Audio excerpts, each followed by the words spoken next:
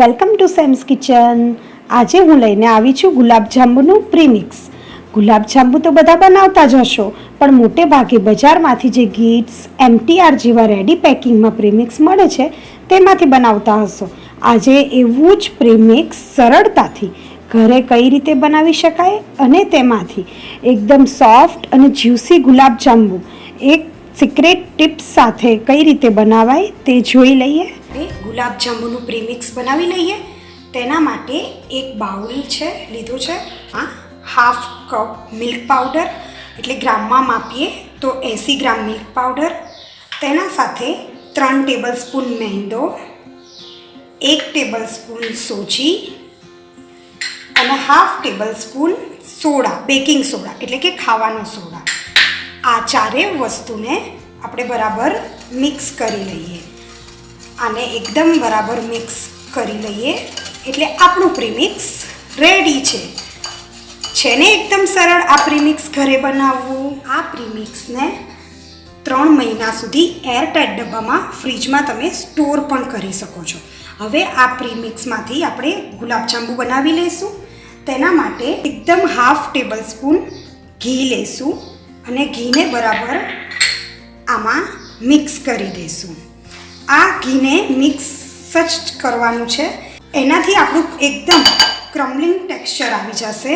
ઘીને એકદમ મિક્સ કરી અને એનાથી બહાર જે રેડી પ્રીમિક્સ મળે છે એના જેવું એકદમ ક્રમ્બલિંગ ટેક્સચર આવી જશે. હવે આ પ્રીમિક્સમાં એક સિક્રેટ ઇન્ગ્રીડિયન્ટ્સ છે કે દહીં. દહીંથી ગુલાબજાંબુ એકદમ સોફ્ટ બનશે. આ દહીંને જસ્ટ મિક્સ જ કરવાનું છે. હવે આપણે આમાં ધીરે ધીરે દૂધ મિક્સ કરતા જશું. દૂધને ધીરે ધીરે ચમચીથી જ મિક્સ કરવાની છે. અહીંયા આપણે આ 4 આંગળાનો જ ઉપયોગ કરવાનો છે. અહીંયા 1 કે 2 ટેબલ સ્પૂનથી વધારે દૂધની જરૂર નહીં પડે. અને મિલ્ક પાવડર છે એટલે દૂધ ઉમેરવામાં ખાસ ધ્યાન રાખવું. હવે આપણું આ બેટર રેડી છે. હવે આપણે એને ઢાંકી અને 5 થી 10 મિનિટ માટે રેસ્ટ આપી દઈશું. આપણે ચાસણી રેડી કરી દઈએ.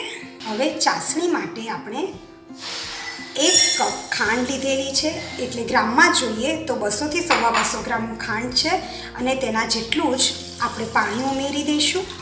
અને સૌથી પહેલાં આપણે ખાંડને બરાબર ઓગાળી લઈશું. હવે અહીંયા આગળ ખાંડ બધી જ ઓગળી ગઈ છે આપણી અને એક ઉભરો પણ આવી ગયો છે. હવે અહીંયા કેસર લઈ લીધું છે. કેસર જે બિલકુલ જ ઓપ્શનલ છે. ચાસણીમાં થોડી ચીકાશ આવી જાય એટલે સમજવાનું કે આપણી ચાસણી જે છે એ બિલકુલ જ ગુલાબજાંબુ માટે રેડી થઈ ગઈ છે. હવે આ ચાસણી ઢાંકી ગરમ રહે તેવી રીતે એને રાખી દઈશું. હવે આ મિશ્રણમાંથી આપણે બોલ્સ વાળી લઈશું. ઘીવાળો હાથ કરી અને આપણે બોલ્સ વાળી લઈશું. આ બોલ્સમાં મીડિયમ સાઇઝના, આટલા મિશ્રણમાંથી મીડિયમ સાઇઝના 10 થી 12 બોલ્સ વળશે. અને આ બોલ્સમાં ક્રેક ના રહે તેનું ખાસ ધ્યાન રાખવાનું છે. તમે જોઈ શકો છો કે આને એકદમ જ હળવા હાથે ક્રેક ફ્રી બોલ્સ રેડી કરવાના છે. હવે આપણે એવી રીતે બધા બોલ્સને રેડી કરી દઈએ.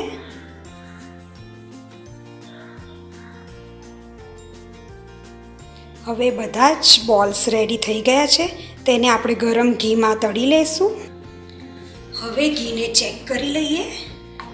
ઘીને મીડિયમ આંચ પર હોવું ખૂબ જ જરૂરી છે, કારણ કે ઘી જો બહુ વધારે ગરમ હશે તો આપણા બોલ્સ છે એ બહારથી તો સરસ ગોલ્ડન બ્રાઉન થઈ જશે, પણ અંદરથી કાચા રહેશે, એટલે કે અંદરથી ગાંઠા જેવું લાગશે.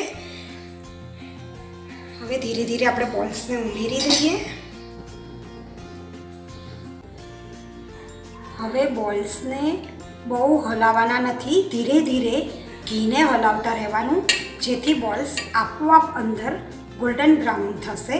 અને તેને એકદમ ધીમા જ ગેસે કરશું.